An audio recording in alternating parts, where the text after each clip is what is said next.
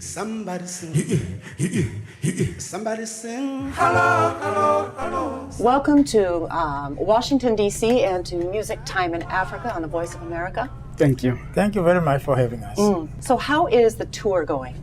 The tour has been going so well so far. We've had sold out concerts, and we've been traveling, almost every day, Really? and flying as well. Somebody say, somebody cry, why? Albert, you are actually the last surviving original member of Ladysmith Black Mambazo.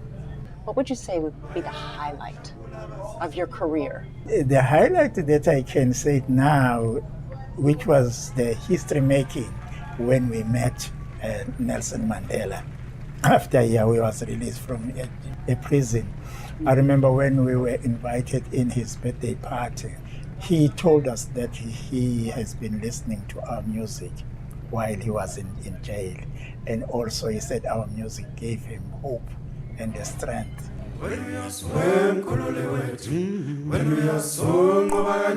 What about the low? You know, the lowest point is that I remember when was the violence in South Africa. There was a time that we were thinking about giving up singing. You know, I'll tell you the story that it's always amused me when I think about it. As a member of the group, so we were staying close to each other. I remember at that time. So there was no money at all. If I have a potato and someone has an onion, so I'll take my potato and then I'll cut it half, maybe in 4 pieces. And then so we will share with each other. And then the other one will bring the onion. So we do that. And that was between years 1984, 85. But it was 85 that was very difficult. And then fortunately, and then it came the opportunity. Paul Simon just came to South Africa, and then everything changes. There is a saying in our language, it said when it's going to be dawn, so it becomes more darker. I don't know what they say in English. In our language, we say, Uma sekuzokusa kuba mnyama kakhulu. It was so difficult. Homeless, moonlight sleeping on a midnight lane. Can you just tell me about the song Homeless? My father always said that they were on tour in Johannesburg, doing the normal tour of Ladysmith Black Mambazo. And then when he called home, because he used to call home, and then my mother picked up and said, oh, there's a call that came from the Galo records. They say there's someone who's looking for you. It's called Paul Simon. He wants to meet you. So he had to leave the tour and then just travel, because I think Paul Simon wanted to come to the township and meet them where they were playing.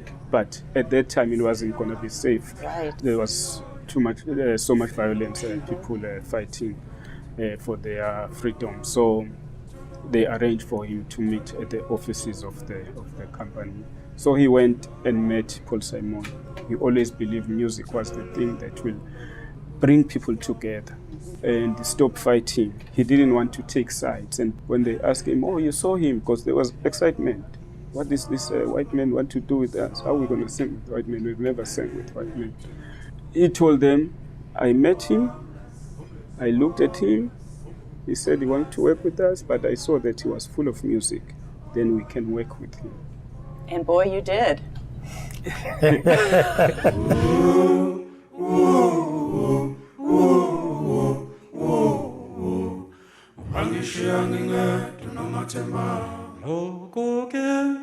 Does anyone dream harmonies like your dad did? We do have songs that comes in a dream. But my father's dream was different, because he was very worried that he wanted to develop the music. All the time when he grew up and he listened to his grandfather singing, he always felt that there was something missing that needs to be fixed in the music so that it can reach everyone.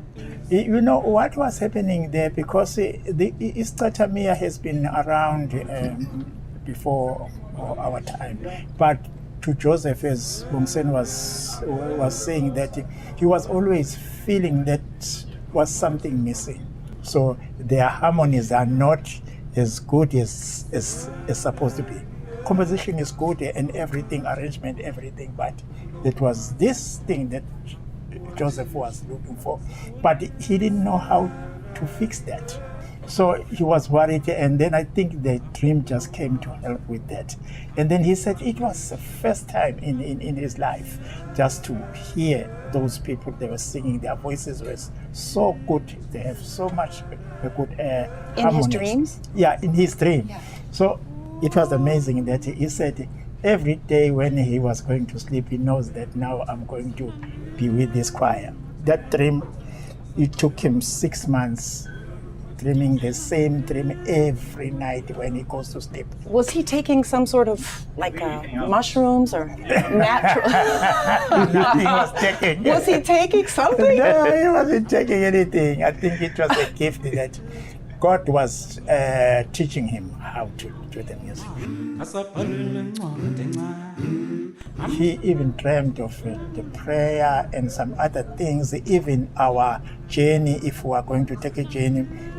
This spirit was come to him all the time, telling him, tomorrow you are going to go to somewhere, but don't take this route, take this one. So many things that it came to him in a dream. Not just music. Yeah.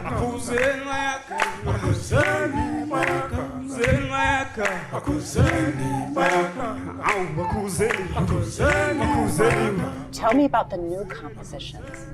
You know, my father taught us, if you write a song, always make sure that you like a song that everyone will enjoy and don't feel like maybe they are left out or maybe they are embarrassed. So we just still going on the same teachings when we write new songs. There's a song that we just written that says never give up. You know, so songs like that will encourage and give people hope.